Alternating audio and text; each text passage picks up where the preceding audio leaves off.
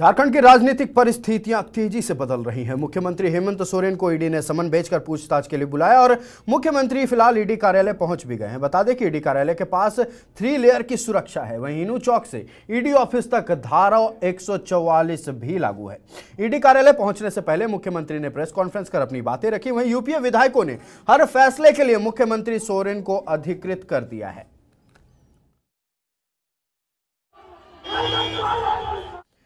पूरे सड़क पर जाम लगा दिया और पूरे सड़क पर एक महाजुटान कार्यक्रम किया है, जिसके तहत राज्य भर के जेएमएम कार्यकर्ता रांची पहुंचे और कहीं ना कहीं एक प्रदर्शन कर रहे हैं। मुख्यमंत्री को ईडी ने तलब किया है। फिलहाल मुख्यमंत्री ईडी कार्यालय पहुंच चुके हैं। इसी को लेकर जेएमएम कार्यकर्ता कहीं ना कहीं आक्रोशित है और यूपीए के जितने भी नेता हैं वो केंद्र सरकार पर और बीजेपी पर लगातार हमलावर है। उनका कहना है कि केंद्र सरकार इस राज्य सरकार को डिस्टेबलाइज करने की लगातार कोशिश कर रही है और नहीं कर पा रही है तो केंद्रीय एजेंसियों का दुरुपयोग कर रही है।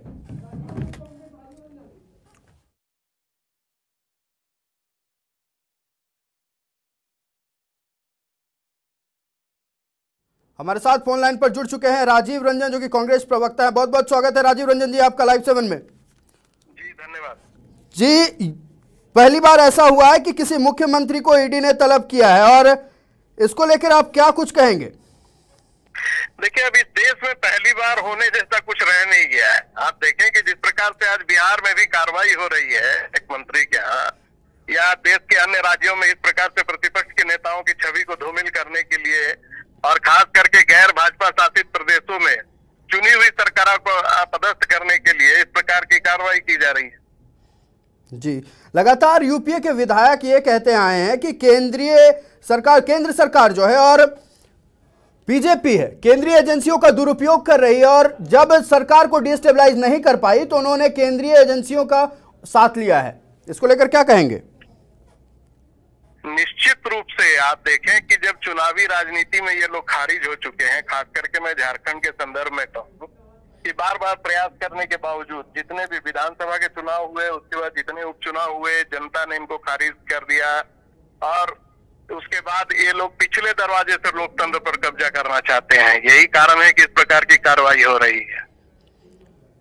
जी, निशिकांत दुबे लगातार ट्वीट करके राज्य सरकार को लेकर भविष्यवाणियां करते रहे। उन्होंने पहले भी कहा है, पूर्व में कुछ महीनों पहले, कि ये सरकार ज्यादा दिनों की नहीं है। इसको लेकर आप क्या कहेंगे? गोड्डा सांसद का बयान क्या कुछ दर्शाता है बीजेपी को लेकर? देखिए, गोड्डा सांसद मानसिक रूप से दिवालिया हो गए हैं और देश के अंदर 2 ही स्थान है उनके लिए।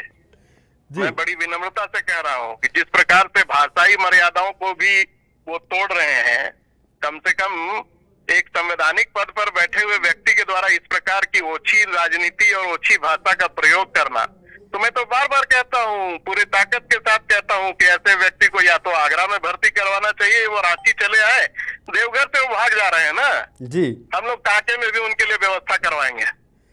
जी, राजीव रंजन जी, बीजेपी नेताओं का कहना है कि अगर ईडी ने मुख्यमंत्री को पूछताछ के लिए बुलाया है तो इसमें हर्जा कहाँ है और साथ ही साथ इतना बड़ा महाजुटान आखिरकार क्यों किया गया है? इससे तो जनता को परेशानी हो रही है। जनता को परेशानी क्या हो रही है? आज उनसे ये पूछिए ना कि जब उनके 5 मंत्रियों के ऊपर प्रथम दृष्टया आरोप सच पाए जाने के बाद जब एसीबी की जांच की निर्देशित किया जाता है तो वो उनको पेट में मरोड़ होने लगता है। तो इस प्रकार से एक आंख में काजल एक आंख में सुरमा तो चलेगा नहीं। पर उपदेश कुशल बहुतेरे की राजनीति अब इस देश के अंदर चलने वाली नहीं है। आपका जितना चल रहा है चले। अहंकार, आज जिस बात को लेकर के उनके नेता ट्वीट कर रहे हैं ना, इस देश में अहंकार किसी का नहीं चला है जी। रावण का भी अहंकार नहीं चला था।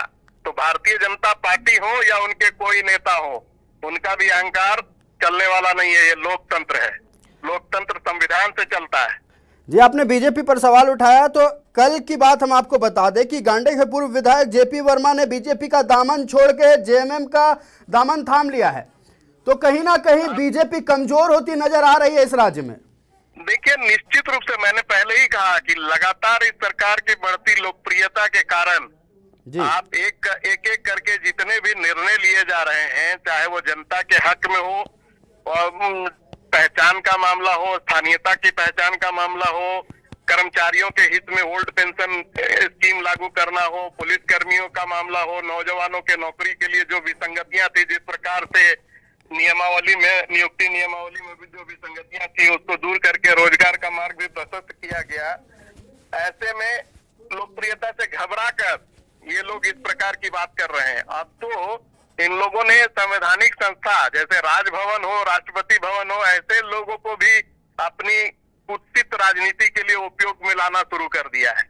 आप देखें कि स्थापना दिवस में क्या हुआ, ये किसी को बताने की आवश्यकता नहीं है जी, ये जनता के सामने है। बिल्कुल जी, तमाम जानकारी के लिए बहुत बहुत धन्यवाद राजीव जी।